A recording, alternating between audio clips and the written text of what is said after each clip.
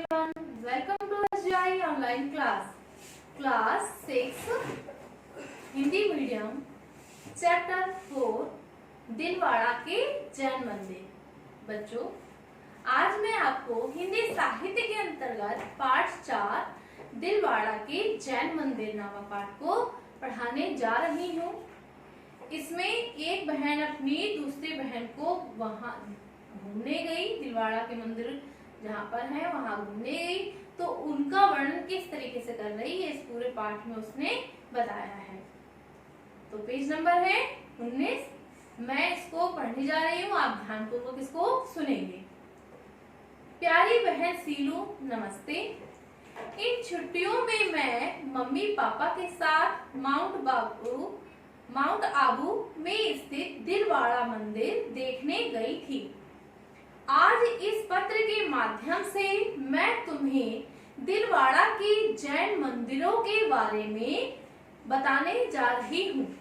Mount Abu के लिए पापा ने तुरंत टिकट आरक्षित कराई और अगली सुबह हम सब बस में बैठ गए। रास्ते भर मोहित उछल कूद करता रहा, कभी मम्मी के पास आता तो कभी पापा के पास चला जाता, लेकिन मैं खिड़की के साथ वाली सीट पर आराम से बैठकर बाहर के दृश्यों का आनंद ले रही थी। कुछ देर हमने आराम किया और भोजन करके होटल के आसपास की दुकानें देखने चले गए। जानती हो, माउंट आबू राजस्थान का एकमात्र हिल स्टेशन है जो समुद्र से 4000 फीट की ऊंचाई पर बसा है। अरावली पर्वत के दक्षिणी किनारे पर ये हिल स्टेशन अपने ठंडे मौसम और वनस्पतियों के कारण प्रसिद्ध है।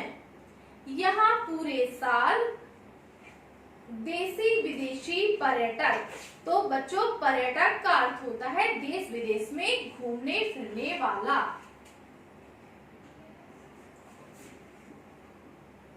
पर्यटक का अर्थ क्या हुआ? देश विदेश में घूमने फिरने वाला, अर्थात जो हर जगह घूमता रहता उसे क्या कहते हैं? पर्यटक। यहाँ दिलवाड़ा के मंदिरों के अतिरिक्त ब्रह्म कुमारी का साधना केंद्र भी है। इस क्षेत्र में जुड़ी गुजरात सीमा में अंबा जी का प्रसिद्ध मंदिर भी यात्रियों को एक आकर्षण का केंद्र है। अगली सुबह हम नहा धोकर दिलवाड़ा के मंदिर देखने के लिए निकल पड़े। होटल वालों ने ही हमारे लिए एक कार का प्रबंध करा दिया था। दिलवाड़ा के ये मंदिर दस्तकारी के सर्वोत्तम उदाहरण है। संगमरमर पर कलाकारों की इतनी बारीकी से आकृतियां बनाई हैं कि वे सजीव प्रतीत होती हैं।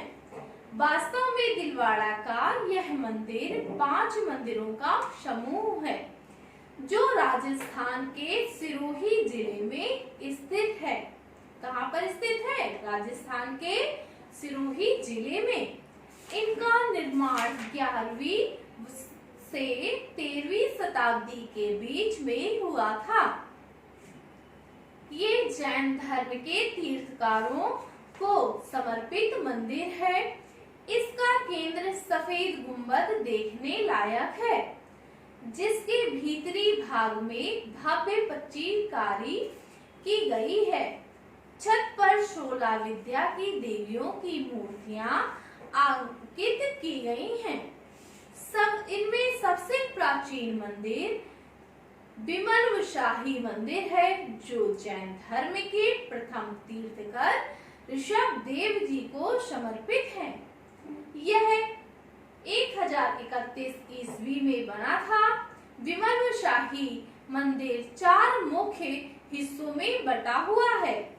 सीढ़ियों से उतरकर प्रांगण में सामने की तरफ रंग मंडप या सभा मंडप बना हुआ है, जिसके आगे नवचौकी और उसके बाद गर्भगृह है, जहाँ आदित्यनाथ की मूर्ति विराजमान है। इसमें बच्चों शब्द एक आया है दस्तकारी। दस्तकारी का अर्थ क्या होता है? हाथ से बनी कलापूर्ण कृति।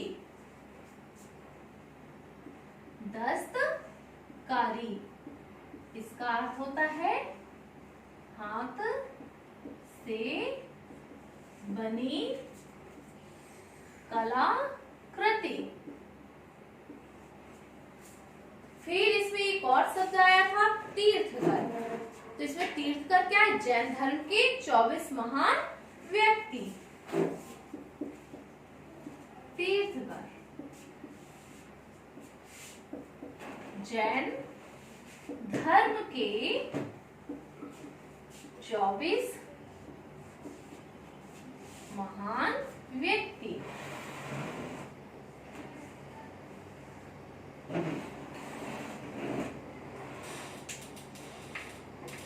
फिर इसमें कहा गया है कि इस फिल्म का निर्माण लंबसाही नामक एक व्यापारी ने करवाया था, जो इस समय गुजरात के शासकों का प्रतिनिधि था।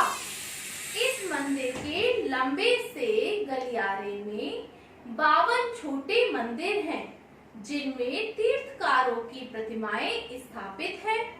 इसके प्रवेश द्वार पर 48 नक्काशी युक्त खंभों की शोभा देखते ही बनती है। दूसरा विशाल मंदिर जैन धर्म के 22वें तीर्थकर नेमिनाथ काल लूनवशाही मंदिर के है, जिसे वासुपाल और तेजपाल नामक 2 भाइयों ने 1231 ईस्वी में बनवाया था। वे पोरवाल जैन समुदाय से संबंध रखने वाले गुजरात शासक, राजा और धवल मंत्री थे। इसमें है समर्पित। समर्पित का अर्थ होता है अर्पित किया हुआ।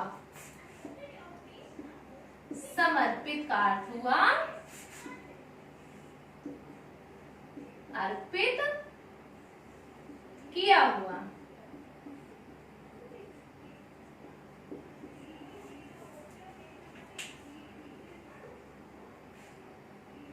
वे पोरवाल जैन समुदाय के संबंध में रखने वाले गुजरात के शासक राजा वीर धवल और मंत्री थे।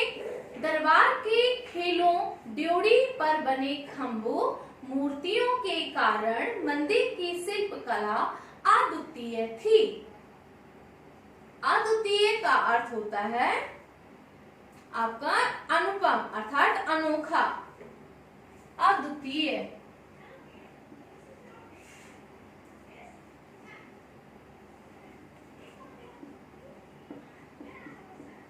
का अर्थ हुआ अनोखा।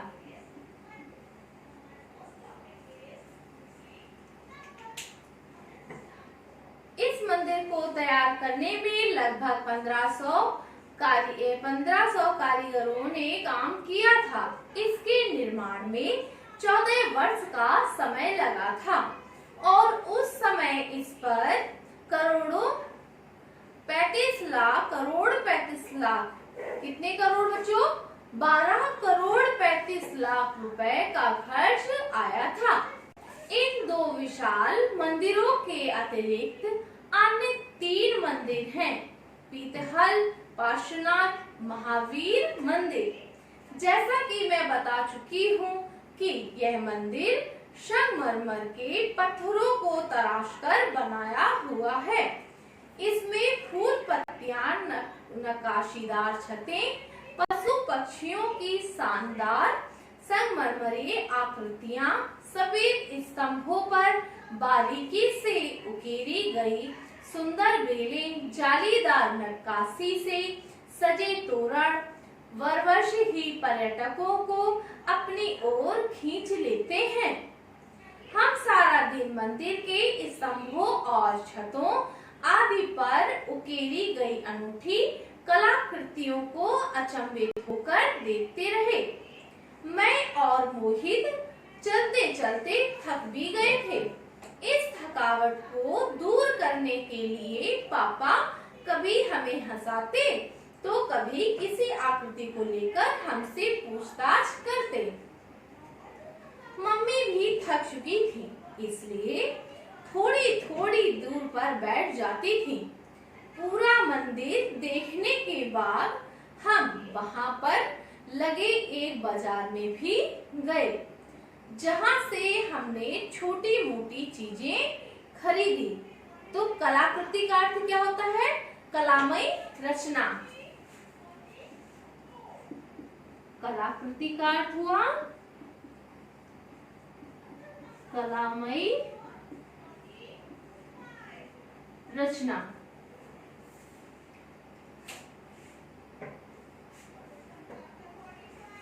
जहां से हमने छोटी मोटी चीजें खरीदी। सचमुच मंदिर की खूबसूरती अनूठी और बेजोड़ है। मंदिर की हर आकृति और नक्काशी, नक्काशी का अर्थ है धातु, पत्थर या लकड़ी पर खोदकर बेल बूटे बनाने का काम।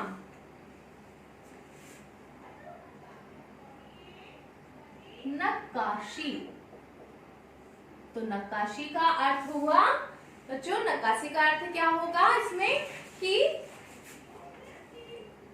धातु, फिर एक और इसमें अर्थ होता है इसी का, नक्काशी का, कि पत्थर या लकड़ी पर खोदकर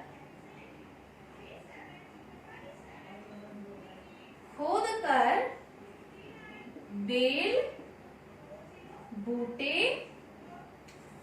बनाने का काम। तो नक्काशी मीन्स क्या हुआ बच्चों? धातु, पत्थर या लकड़ी पर खोदकर जो चित्र बनाए जाते हैं तो वह नक्काशी कहलाई जाती है। सचमुच मंदिर की खूबसूरती अनूठी थी। मंदिर की हर आकृति और नक्काशी पर हमारी नजर देर तक टिकी रही। इस अनोखे मंदिर की खूबसूरती को आंखों में बसाए हम वापस लौट आए। सैली, तुम भी अपने पापा मम्मी के साथ एक बार वहाँ जरूर जाना। मुझे विश्वास है कि तुम्हारे दिलवाड़ा के जैन मंदिर अवश्य ही अच्छे लगेंगे। अर्थात जो ये दिलवाड़ा के मंदिर है वो तुम्हें बहुत अच्छे लगेंगे, वो ऐसा अपनी सहेली से कह रही है। चाची जी और चाचा जी को मेरा प्रणाम कहना। मेरी बहन, जो अब मैं आपसे कह रही हूँ कि ये जो मंदिर है इसको बहुत अच्छे से देखना है। तो जो सैली है किसकी? उसकी चाचा की बेटी है। तो कहती है कि इसको आपको बहुत अच्छे से देखना है। हम लोग तो देख करके बहुत खुश हुए हैं। अंत में कहती है तुम्हारी बहन अर्चना।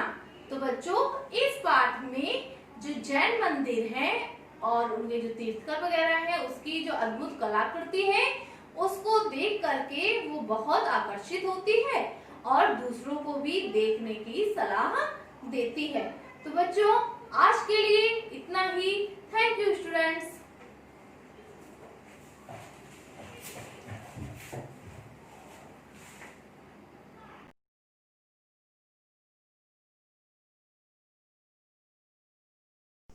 Myself Rakesh Kumar, math teacher of Shivaji group of institution. Math class में 6 क्लास हिंदी मीडियम के बच्चों का स्वागत है। बच्चों, पिछली क्लास में आपने एक्सरसाइज नंबर 3.1 के क्वेश्चन नंबर 7 तक अध्ययन कर लिया था। आज इस क्लास में क्वेश्चन नंबर 8।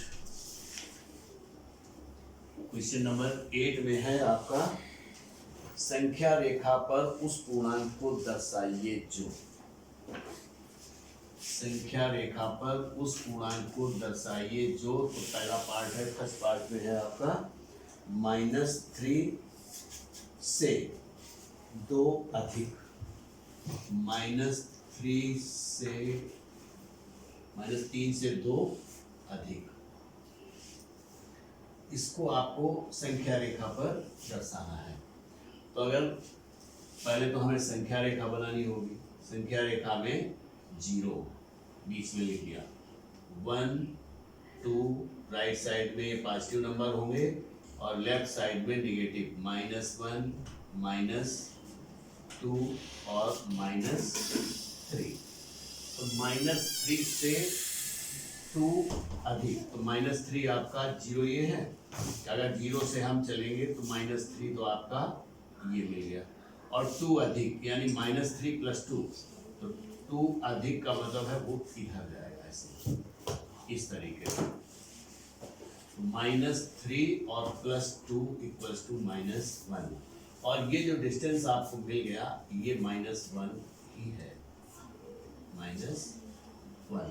शायद समझ गए होंगे इस तरीके से। इसका सेकेंड पार्ट में है 4 से 3 अधिक, 4 से 3 अधिक। इसको भी संख्या रेखा पर देखिए, तो चूंकि दोनों धनात्मक संख्याएं हैं इसलिए हम बाईं ओर कोई भी नंबर नहीं लेंगे, हम यहाँ पर 0 लिख देंगे। 1 2 3 4 5 6 7 8, 1 2 3 4 5 6 7 और 8। 4 से 3 अधिक, तो पहले 4 तक चलेंगे। 4 आपका कहाँ है, ये है 4, और +3 अधिक, तो 1 2 3 यानी 7 तक आना है, इस तरीके से ये। तो ये हो गया 4 और प्लस ये हो गया 3, तो ये संख्या रेखा पर हो गया, और 4 + 3 = 7। ये आपका आंसर हो गया। ठीक, अब इसमें से -8 से 5 अधिक, तीसरा पार्ट है इसका, थर्ड पार्ट में है आपका -8 से 5, थर्ड पार्ट में -8 से 5 अधिक, 5 अधिक। तो -5 से -8 से 5 अधिक, तो अब की बार हमको 0 यहाँ लेना होगा चूंकि माइनस में 8 है। -1 -2 -3 -4 -5 -6 -7 -8, -8 -7 -6 -5 -4 -3 -2 -1, इधर 1 2 3, -8, -8 0 से 8 तक आएंगे ऐसे, तो ये हो गया -8, इसकी वैल्यू हो गई -8, और 5 अधिक, तो यहाँ से आपको 1 2 3 4 5 यानी 3 तक जाना है, इस तरीके से। तो ये हो गया -8 और ये 5 हो गया, -8 + 5 = -3, और आपको जो डिस्टेंस मिल रहा है वो कौन सा है, ये, इसकी वैल्यू आपकी -3 है। तो क्वेश्चन नंबर 8 आप आसानी से कर सकते हैं। अब क्वेश्चन नंबर 9, निम्नलिखित का निरपेक्ष मान ज्ञात कीजिए। क्वेश्चन नंबर 9, निम्न का निरपेक्ष मान ज्ञात कीजिए।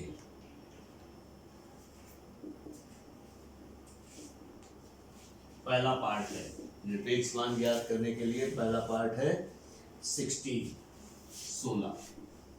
निरपेक्ष मान के लिए हम निरपेक्ष मान का चिन्ह ये लगाएंगे। निरपेक्ष मान यानी से बाहर आने वाली संख्या सदैव धनात्मक ही होती है, तो 16 का निरपेक्ष मान 16 ही होगा। 10 का ऐसे ही होगा। से थर्ड पार्ट है इसका, थर्ड पार्ट में है -10। -10 का निरपेक्ष मान, अब चूंकि -10 है एब्सोल्यूट वैल्यू, तो इसको बाहर निकालेंगे तो ये प्लस की हो जाएगी और ये आपका आंसर हो जाएगा।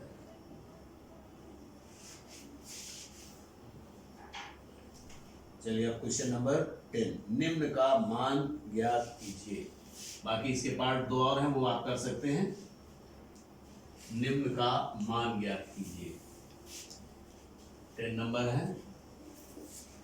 मान ज्ञात करने में पहला 5 तो 3 + 1 - 5। फर्स्ट पार्ट है 3 + 1 - 5 = 2, यानी इसका मान ज्ञात करना है। तो इसका मान ज्ञात करने के लिए पहले ध्यान देना है, समान चिन्ह जुड़ते हैं और असमान चिन्ह घटते हैं। तो ये पॉजिटिव है और ये भी पॉजिटिव है, तो ये दोनों जुड़ जाएंगे तो हो जाएगा 4 - 5। अब दोनों साइन डिफरेंट हो गए, यानी ये पॉजिटिव हो गया, ये निगेटिव हो गया, तो इसकी वैल्यू क्या होगी, यानी सब्ट्रैक्ट हो जाएंगे। तो 1 तो हमने वैसे लिख दिया, और बड़ी संख्या कौन सी है, यानी 5 में से 4 घटा के 1 लिख दिया, लेकिन 5 बड़ा है इसलिए इसका चिन्ह आ जाएगा और आंसर मिल गया आपको -1। फिर इसका सेकेंड पार्ट है, सेकेंड पार्ट में है -5 - 1 5 - 1 - 2 तो इक्वल। इसमें देखो सेम साइन कौन कौन से हैं, माइनस का 1 है और माइनस का 2 है, तो 5 - 3 और इक्वल्स टू 5 में से 3 घटा दिया तो 2 बच गया, लेकिन 5 बड़ा है इसलिए धनात्मक मान 2 का आ गया। इसी प्रकार से 10 नंबर भी आप कर सकते हैं। फिर है संख्या रेखा का प्रयोग करके निम्नलिखित का मान ज्ञात कीजिए। तो पहला पार्ट है 14 - y 21, 11 नंबर है। फर्स्ट पार्ट है 14 - 21 का मान संख्या रेखा का प्रयोग करते हुए करना है। तो आप देखिए, पहले तो हमें संख्या रेखा खींच लेना चाहिए। संख्या रेखा में 0 नोट कर दिया और 14 तक पॉजिटिव नंबर लेंगे, 1 2 3 4 5 6 7 8 9 10 11 12 13 और 14, ये आपका 14 हो गया। लेफ्ट साइड में भी लेंगे तो -1 -2 -3 -4 -5 -6 -7, तो 14 आपका पॉजिटिव है, इसलिए हम इधर से 0 से 14 तक चलेंगे, तो ये हो गया 14 और ये प्लस का है। अब चूंकि -21 है तो -21 को इस तरीके से 7 तक लाएंगे, तो ये हो गया -21। अगर यहाँ से काउंट करें तो -21 यहाँ तक आएगा, ठीक। तो हो गया 14 - 27 = 21 = -7। क्योंकि 21 में से 14 को घटा दिया, 7 बच गया, और 21 चूंकि माइनस का है इसलिए 7 माइनस का बच गया। तो शायद आप इसका एक पार्ट और रह गया है, वो बहुत आसानी से आप कर सकते हैं। तो ये एक्सरसाइज भी आपकी कंप्लीट हो गई। तो बच्चों इस क्लास में बस इतना ही, आगे नेक्स्ट क्लास में। Thank you.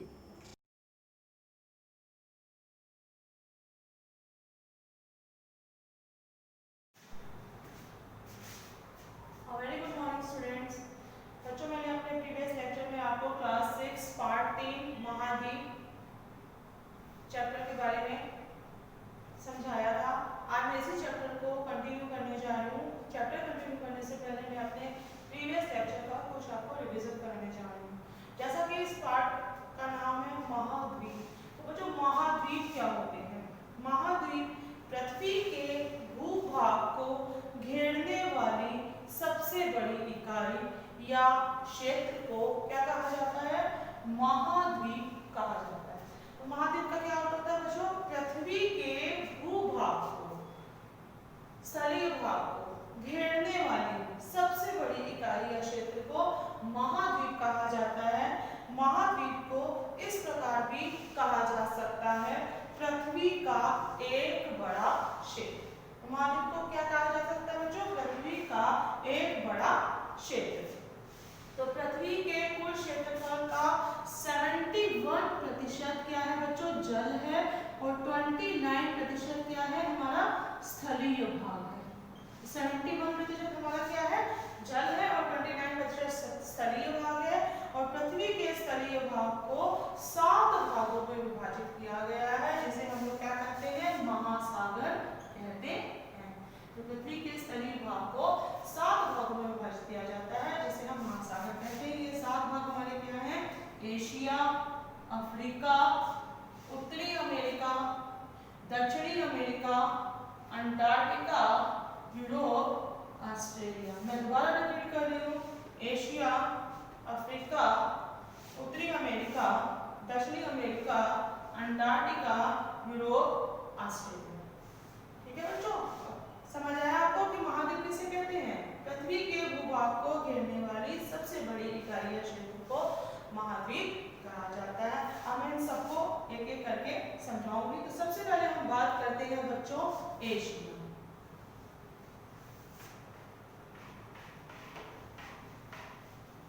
सबसे पहले हम बात करने जा रहे हैं आपको एशिया महाद्वीप।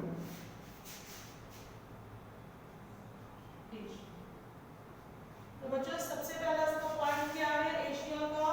कि यह विश्व का सबसे बड़ा महाद्वीप। फर्स्ट पॉइंट क्या होगा इसका? यह विश्व का सबसे बड़ा महाद्वीप। ये इसका फर्स्ट पॉइंट। सेकेंड, यह अफ्रीका से, और यह कुल पृथ्वी के कुल क्षेत्रफल के कितने प्रतिशत? 30% भाग में फैला है। पृथ्वी के कुल क्षेत्रफल के 30% भाग में फैला है, और विश्व की कुल जनसंख्या का 2/3 भाग यहाँ निवास करता है। विश्व की कुल जनसंख्या का 2/3 भाग यहाँ निवास करता है। यह अफ्रीका से स्वेज नहर, यह अफ्रीका से स्वेज नहर तथा लाल सागर से अलग होता है। लाल सागर से अलग होता है। ये अफ्रीका से स्वेज नहर तथा लाल सागर से अलग होता है। इसके पूर्व में क्या है बच्चों? प्रशांत महासागर, पश्चिम में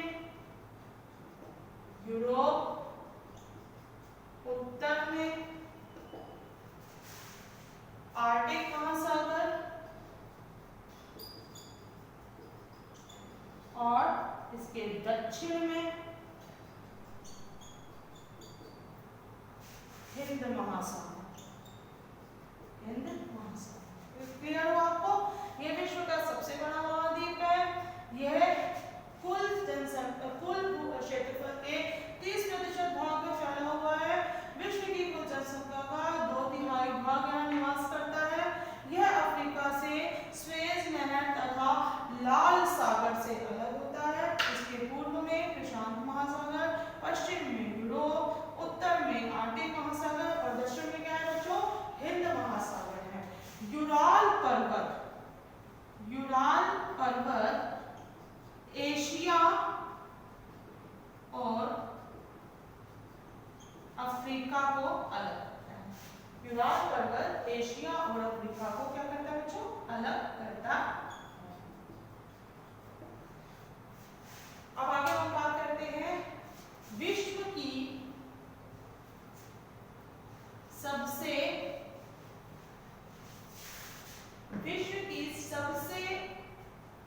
ऊंची पर्वत श्रृंखला। विश्व की सबसे ऊंची जो पर्वत श्रृंखला है हमारी हिमालय पर्वत श्रृंखला, जो कहाँ स्थित है?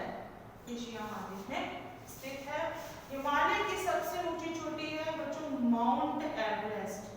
हिमालय की जो सबसे ऊंची चोटी है माउंट एवरेस्ट, जिसकी ऊंचाई कितनी है 8848 मीटर है, जो कहाँ स्थित है बच्चों, नेपाल में स्थित है,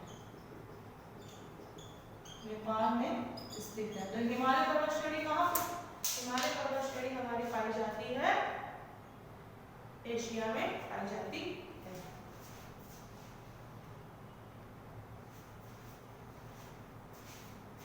तो बच्चों हिमालय पर्वत श्रेणी जो कि सबसे ऊंची पर्वत श्रृंखला है वो एशिया में स्थित है। हिमालय की सबसे ऊंची चोटी हमारी माउंट एवरेस्ट है, जिसकी ऊंचाई 8848 मीटर है, जो कि कहाँ स्थित है बच्चों, नेपाल में स्थित है।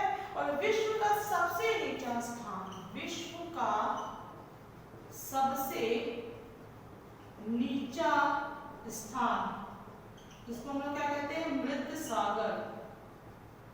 विश्व का सबसे नीचा स्थान जिसको हम लोग कहते हैं मृत सागर, जो समुद्र तल से 418 मीटर नीचे है, वो कहाँ स्थित है, जॉर्डन व इजराइल की सीमा पर स्थित है। ये कहाँ स्थित है बच्चों, जॉर्डन व इजराइल की सीमा पर स्थित है। जॉर्डन व इजराइल की सीमा पर स्थित है। तिब्बत का पठार, तिब्बत का पठार भी हमारा एशिया महाद्वीप में स्थित है, जो विश्व का सबसे बड़ा पठार कहलाता है। तिब्बत का पठार विश्व का सबसे बड़ा पठार कहलाता है। यांगटीसी नदी, यांगटीसी नदी जो कि विश्व की क्या है बच्चों, यांगटीसी नदी एशिया की सबसे बड़ी नदी है, सबसे बड़ी नदी है, जो कि कहाँ स्थित है, चीन में स्थित है, चीन में स्थित है। और एशिया हमारा पृथ्वी के उत्तरी गोलार्ध में स्थित है। ये देखिए, ये एशिया हमारा कहाँ स्थित है बच्चों, ये हमारा एशिया हो गया। ये हमारा कहाँ स्थित है, पृथ्वी के उत्तरी गोलार्ध में स्थित है। क्लियर हो गया बच्चों कॉन्सेप्ट कि हमारे जो जलीय भाग को 7 भागों में बांटा जाता है, एशिया, अफ्रीका, उत्तरी अमेरिका, दक्षिणी अमेरिका, अंटार्कटिका, यूरोप, ऑस्ट्रेलिया। तो सबसे पहले बात करते हैं एशिया का। तो एशिया के जो मैंने आपको पॉइंट्स बताए, मुझे लगता है कि आपको क्लियर हो गया होगा। सबसे पहला क्या था एशिया का पॉइंट्स, मैंने आपको क्या बताया था, ये पृथ्वी के कुल क्षेत्रफल के 30% भाग में फैला हुआ है। विश्व की कुल जनसंख्या का 2/3 भाग यहाँ निवास करता है। यह अफ्रीका से स्वेज नहर व लाल सागर से अलग होता है, और इसके पूर्व में प्रशांत महासागर, पश्चिम में यूरोप, उत्तर में आर्कटिक महासागर और दक्षिण में हिंद महासागर है। यूराल पर्वत एशिया और यूरोप को अलग करता है। यह पृथ्वी के उत्तरी गोलार्ध में स्थित है। विश्व की सबसे ऊंची पर्वत श्रृंखला हिमालय पर्वत श्रृंखला एशिया में स्थित है। हिमालय की सबसे ऊंची चोटी माउंट एवरेस्ट, जिसकी ऊंचाई 8848 मीटर है, जो एशिया में स्थित है, नेपाल में स्थित है। विश्व का सबसे जो नीचा स्थान मृत सागर है, वो भी एशिया में स्थित है, जो समुद्र तल से 418 मीटर नीचे है। और हमारा सबसे बड़ा पठार, जिसको तिब्बत का पठार कहा जाता है, वो भी हमारा कहाँ स्थित है बच्चों, एशिया में स्थित है। और यांगटीसी जो नदी है वो एशिया की सबसे बड़ी क्या है, नदी है, जो हमारी कहाँ स्थित है, चीन में स्थित है। Now that's all for today. I will continue this chapter in my next video.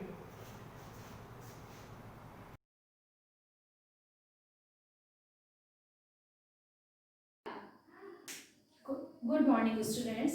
बच्चों क्लास 6H में ये कंप्यूटर की क्लास है, चैप्टर नंबर 3 MS वर्ड। हम लोग आज MS वर्ड में के बारे में पढ़ेंगे। पिछली क्लास में हम लोगों ने MS वर्ड के बारे में थोड़ा सा पढ़ा था। आज हम लोग सिर्फ जस्ट उसका एक रिवीजन थोड़ा सा कर लेते हैं 2 मिनट। MS वर्ड क्या है, MS वर्ड एक वर्ड प्रोसेसिंग सॉफ्टवेयर है, एक एप्लीकेशन सॉफ्टवेयर है जो कि वर्ड प्रोसेसिंग सॉफ्टवेयर है। इसमें हम लोग किसी भी वर्ड पर प्रोसेसिंग कर सकते हैं। किसी भी वर्ड का मतलब क्या हुआ कि जब हम लोग कुछ लिखते हैं तो उसको हम लोग उसका कलर चेंज कर सकते हैं, उसका साइज चेंज कर सकते हैं, उसको सेंटर में, लेफ्ट में, इस तरह से हम लोग कुछ भी उसमें मतलब एडिटिंग उसमें कर सकते हैं। एडिटिंग का मतलब उसमें हम लोग जो भी चाहें चेंजेस कर सकते हैं, ठीक है। ऐसे ही मैंने आपको MS वर्ड के जो वर्जन थे वो बताए थे कि कौन कौन से हैं। तो जैसे आपका MS वर्ड 2007 है, 13 है, MS वर्ड 10 है, ठीक है। इस तरह से हम लोगों ने ये किया था। फिर उसके बाद आपका बारी आती है कि MS वर्ड में हम लोग क्या क्या काम कर सकते हैं। MS वर्ड में हम लोग सबसे पहली चीज़ तो हम लोग टाइपिंग का काम करते हैं, यानी कि हम लोग कोई भी जो भी टेक्स्ट है उसको हम लोग टाइप करते हैं, उसके बाद हम लोग उसको सेव करते हैं, ठीक है। उसमें एडिटिंग कर सकते हैं, उसमें हम लोग फॉर्मेटिंग कर सकते हैं, उसकी प्रिंटिंग निकाल सकते हैं। उसके अलावा हम लोग अगर इसमें अगर कोई स्पेलिंग की कोई एरर है तो स्पेलिंग और ग्रामर जो है वो भी हम लोग चेक कर सकते हैं। तो ये हमारे हो गए MS वर्ड के सिंपल से फंक्शन। एक और टॉपिक हम लोग ने डिस्कस किया था, how to open MS word, यानी कि हम लोग MS वर्ड को किस तरह से ओपन करेंगे।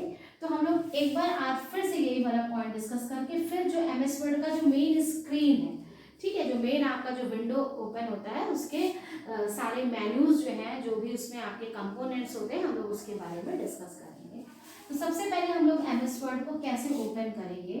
आप लोग सबसे पहले जो है वो स्टार्ट बटन एक होता है डेस्कटॉप पे, उस पर क्लिक करेंगे, ठीक है।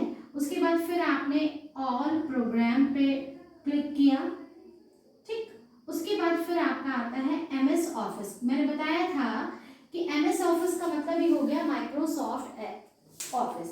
MS का शॉर्ट, ये माइक्रोसॉफ्ट का शॉर्ट फॉर्म होता है MS ऑफिस। MS ऑफिस के अंदर आपको MS वर्ड यानी कि माइक्रोसॉफ्ट वर्ड, ये आपको एक एप्लीकेशन प्रोग्राम मिलेगा जिसमें आगे से W भी बना होगा, ठीक है। MS वर्ड प्रोग्राम मिलेगा जिसपे आप क्लिक करोगे। जैसे ही MS वर्ड आपने पे क्लिक किया, आपका जो है ये स्क्रीन जो है वो ओपन हो जाएगा। ये आपका जो स्क्रीन दिख रहा है, इस स्क्रीन को हम लोग कहते हैं माइक्रोसॉफ्ट वर्ड विंडो। ओके, तो ये मेरे ख्याल से सबको क्लियर हो गया होगा। अब आता है कि जब हम लोग किसी भी एप्लीकेशन में जो विंडो आपको खुल के आ रही है उससे बहुत सारे पार्ट्स होते हैं, या हम लोग ये कह सकते हैं उससे बहुत सारे कंपोनेंट्स होते हैं, या हम लोग ये कह सकते हैं कि वो विंडो जो है वो बहुत सारे कंपोनेंट या घटक से मिलकर बना होता है। कंपोनेंट को हम लोग हिंदी में कहते हैं घटक, ठीक है। बहुत सारे कंपोनेंट से, बहुत सारे पार्ट या बहुत सारे घटक से मिलकर बना होता है। तो वो पार्ट्स आज हम लोग पढ़ेंगे। इन शॉर्ट हम लोग पढ़ेंगे कि उनको हम लोग क्या क्या कहते हैं। आप ये देख रहे हैं कि आपका जो MS वर्ड की जो स्क्रीन आती है वो स्क्रीन आपकी इस तरह से बार है। ये आपका ये जो दिख रहा है ये चौड़ा सा स्क्रीन है, ये एक आयताकार विंडो आपकी ओपन हुई है, ठीक है बच्चों। ये आयताकार आपकी एक विंडो है। इसमें आपका जो सबसे पहला ऊपर वाला बार होता है, ये जो चौड़ी सी पट्टी होती है जिसको हम लोग बार कहते हैं, BAR बार, ठीक है। इसको हम लोग कहते हैं टाइटल बार। इसको हम लोग क्या कहते हैं, this is called the title bar. ये मैंने लिख दिया है कि सबसे पहला जो बार आपका होता है वो आपका होता है टाइटल बार। टाइटल बार में क्या क्या चीजें होती हैं। टाइटल बार में सबसे पहले आपका यहाँ पे W सा सिंबल बना होता है, जो आपका MS वर्ड का जिसको कहते हैं लोगो है, वो MS वर्ड का वो यहाँ पे बना होता है। उसके बाद यहाँ पे आपका document1.doc लिखा होगा। आपकी सबसे पहली जो फाइल खुल के आ रही है, एक उसने एक ब्लैंक पेज, ये जो आपका MS वर्ड में जो ओपन हो रहा है, this is the first blank page. ये आपका पहला उसका एक ब्लैंक पेज है जो कि आपका ओपन हुआ है। तो इसका चूंकि अभी हमने कोई फाइल को सेव नहीं किया, हमने कोई नाम नहीं दिया, तो बाय डिफॉल्ट जब हम लोग उसमें कोई नाम नहीं देते हैं तो बाय डिफॉल्ट जो उसमें नाम होता है दैट इज द document1.doc। ये ध्यान रखना, ये शॉर्ट में क्वेश्चन भी आ सकता है कि by default MS word file का फाइल नेम क्या होता है। आप बताओगे document1.doc, ठीक है। जब हम लोग फाइल को सेव कर देंगे तो अपने आप वो नाम जो हम लोग उसको देंगे वो यहाँ पे आ जाएगा। तो यानी कि टाइटल बार में आपका क्या चीज होती है, जो भी फाइल है उसका नाम आपका उसमें बन होता है। दूसरा आपका उसमें आपका ये बटन, आपके 3 इसमें बटन दिए होते हैं, ठीक है। ये जो 3 बटन आपके हैं इनको हम लोग बोलते हैं कंट्रोल बटन। ये जो तीनों बटन हैं, सेकंड पॉइंट आपका ये है, फर्स्ट आपका हो गया टाइटल बार उसमें होता है ना। सेकंड आपका उसमें होता है control button. These are the, इनको ये आपके होते हैं कंट्रोल बटन। ये जो कंट्रोल बटन है इनका क्या काम होता है। कंट्रोल बटन में मेन आपके 3 बटन होते हैं। First is the close button, यानी कि क्लोज का मतलब क्या आगे हो गया ये जो आपका क्रॉस बना होता है, इसका मतलब जैसे ही आपने माउस से इस बटन पे क्लिक किया, ये जो एप्लीकेशन आपकी जो खुली हुई है, यानी कि ये जो MS वर्ड आपका खुला है, ये पूरी विंडो को क्लोज कर देगा। ठीक है, यानी कि क्लोज बटन का काम क्या हुआ कि आपकी जो विंडो खुली हुई है उसको क्लोज करने के लिए। ये आपका एक डैश करके बना होता है विंडो, एक डैश आपका इस तरह से विंडो बना हो, बटन बना होगा, इसको हम लोग कहते हैं रीस्टोर विंडो। रीस्टोर विंडो का मतलब क्या होता है कि अगर आपने रीस्टोर पे क्लिक किया है तो ये विंडो क्या होती है, वो मिनिमाइज होके आपकी यहाँ पे स्टेटस बार, ये जो सबसे नीचे वाली लाइन आपकी जो दिखाई पड़ रही है, जिसे कि हम लोग कहते हैं स्टेटस बार,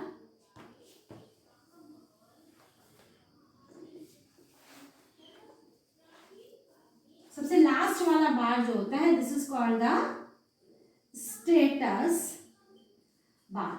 ठीक है, पहला बार हो गया टाइटल बार और सबसे लास्ट बार हो गया स्टेटस बार। तो स्टेटस बार में क्या होता है, ये फाइल आपकी यहाँ से रीस्टोर होके इस जगह पे एक छोटे आइकन के रूप में बन जाएगी। इस तरह से यहाँ पे आपका वो W करके बन जाएगा, और यानी कि ये फाइल अभी आपकी क्लोज नहीं हुई है, लेकिन आपने क्या किया, इसको रीस्टोर का मतलब अभी हमको उसको काम नहीं है, हमें कोई और फाइल स्क्रीन पे खोली थी, तो ये अभी हमने बंद नहीं करी। जैसे आप लोग अपनी क्लास में क्या होता है कि सपोज आपका मैथ्स का पीरियड है, ठीक है, और अभी आपको मैथ्स में वर्क करना और अब आपका नेक्स्ट पीरियड आपका कंप्यूटर का लगा, तो आपने क्या किया, एक तो हो गया आपने वो कॉपी बैग में रख ली, तो वो तो हो गई क्लोज। एक आपने क्या किया, बगल में ही वही टेबल पे ही आपने रख ली और आपने कंप्यूटर का की कॉपी, क्योंकि पीरियड कंप्यूटर का, तो आप कंप्यूटर पढ़ने लगे। ठीक, तो यानी कि हमने इसको क्लोज नहीं किया, हमने इसको साइड में रख दिया, है ना। तो ये चीज यहाँ पर वही होगी कि रिस्टोर का मतलब आपका यहाँ पर ये हो गया। फिर उसके बाद अब आपका आता है नेक्स्ट, आपका जो बटन इसमें होता है, this is the minimize and maximize button. ये आपका टॉगल बटन की तरह होता है। टॉगल बटन का मतलब क्या होता है कि ऑन ऑफ दोनों का काम। अगर आपने इसी पे ही, इसमें जब आप करते हो तो मिनिमाइज एंड मैक्सिमाइज, ये क्या करेगा कि अगर आपने मिनिमाइज कर दिया है तो क्या करेगा, ये यहाँ पे आ जाएगा, मतलब छोटा होकर इस जगह पे वापस आ जाएगा, और इसी को क्लिक करेंगे तो पूरे स्क्रीन पे खुल जाएगा।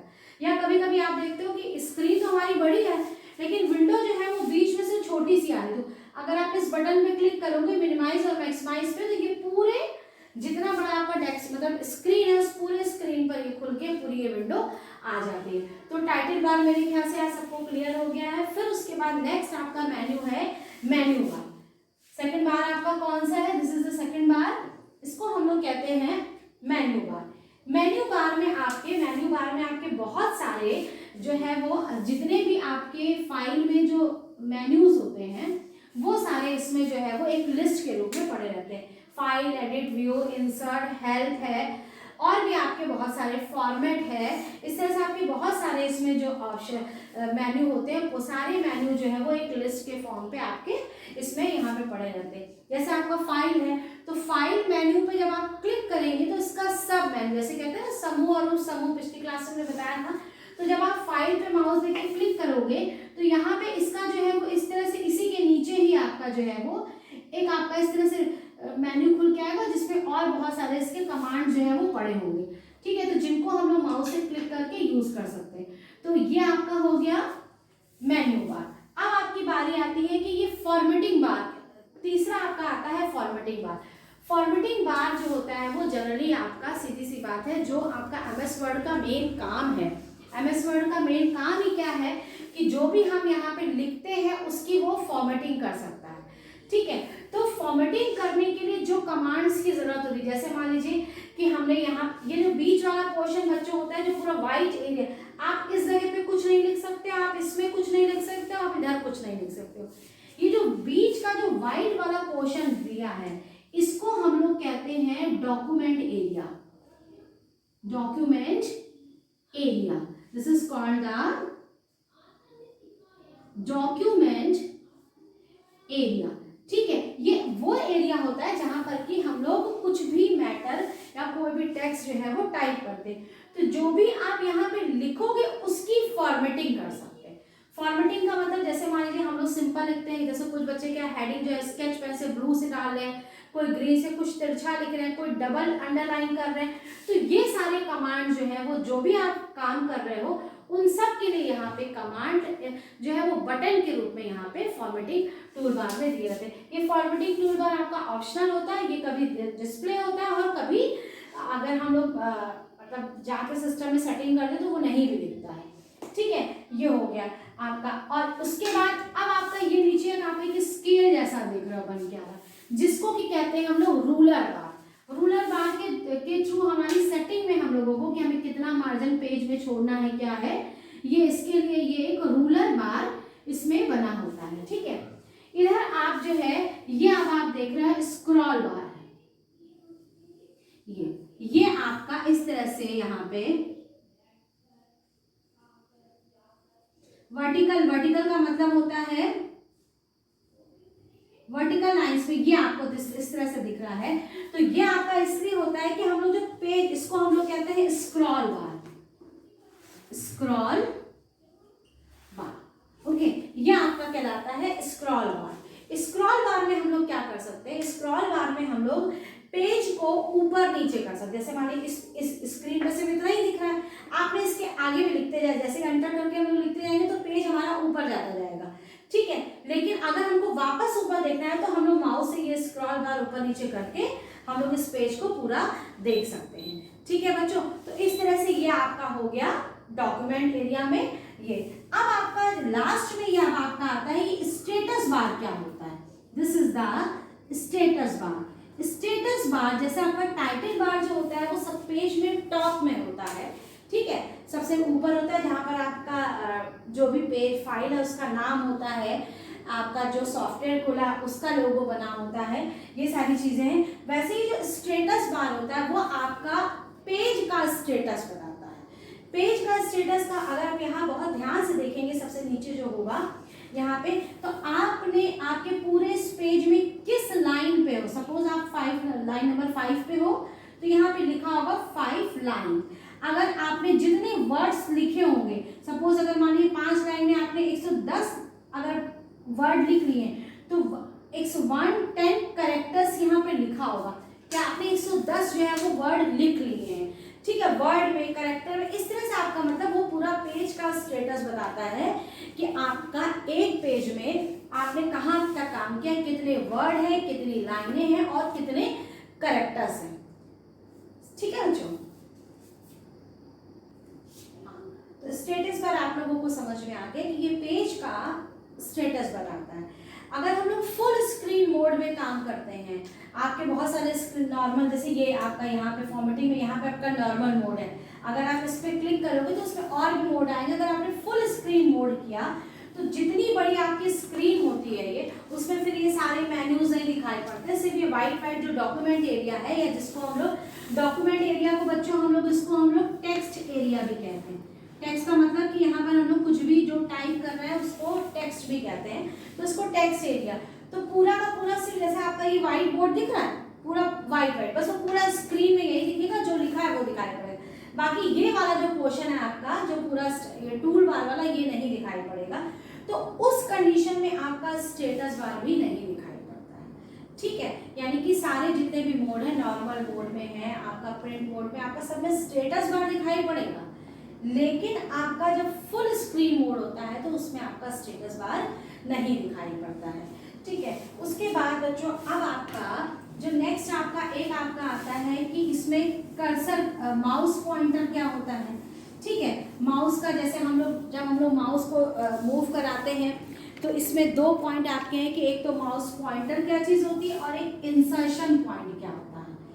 माउस पॉइंटर क्या होता है ये आपको पता होना चाहिए, ये बहुत पूछा जाता है, सिंबल के फॉर्म में भी आपसे पूछा जा सकता है। और एक होता है इंसर्शन पॉइंट या इंसर्शन पॉइंट या इंसर्शन पॉइंटर। ओके, ये मैं आप लोगों को बता रही हूँ कि दोनों में डिफरेंस क्या है। माउस पॉइंटर क्या होता है, क्योंकि हम लोग MS वर्ड जो है वो हमारा GUI सॉफ्टवेयर है और हम लोग इसमें माउस के द्वारा ही काम करते हैं। तो जो माउस पॉइंटर है वो क्या काम करता है, माउस पॉइंटर ये इस तरह से आई शेप में होता है। ठीक है, और अलग अलग जगह पे इसकी शेप जो है, कहीं कहीं पे ये एरो में बना होता है, कहीं कहीं जब ये बहुत बिजी होता है तो ये डमरू के आकार में बन जाता है। ऐसा बहुत सारे लोगों ने देखा होगा, जनरली बिजी में वो डमरू के शेप का ही होता है। तो ये जो आई शेप में आपका ये जो दिख रहा है ये हो गया माउस पॉइंटर। ठीक है, जब आप जिस जगह पे आपका माउस पॉइंटर होगा वहां पर आप लिख सकते हैं। ये ठीक है, माउस पॉइंटर पूरे स्क्रीन पे जहां पर भी जिस हिसाब से हम लोग माउस को घुमाते हैं वो उसी तरह से आपका जैसे जैसे माउस घूमेगा वैसे वैसे ये पॉइंटर जो है वो मूव करता है। और माउस पॉइंटर का जो सिंबल है वो कैपिटल आई होता है। लेकिन इंसर्शन पॉइंट जो होता है वो क्या होता है, इंसर्शन पॉइंट एक पतली सी लंबी सी ऐसे लाइन होती है। इसको कैपिटल आई भी नहीं कहते हैं, इसको स्मॉल आई भी नहीं कहते हैं। ये आपकी एक वर्टिकल इस तरह से सिंपल सी एक लाइन होती है पतली सी। समझ में आ गया बच्चों? तो ये लाइन का मतलब क्या हुआ, सपोज मान लीजिए मैंने यहाँ पे लिखा है शिवाजी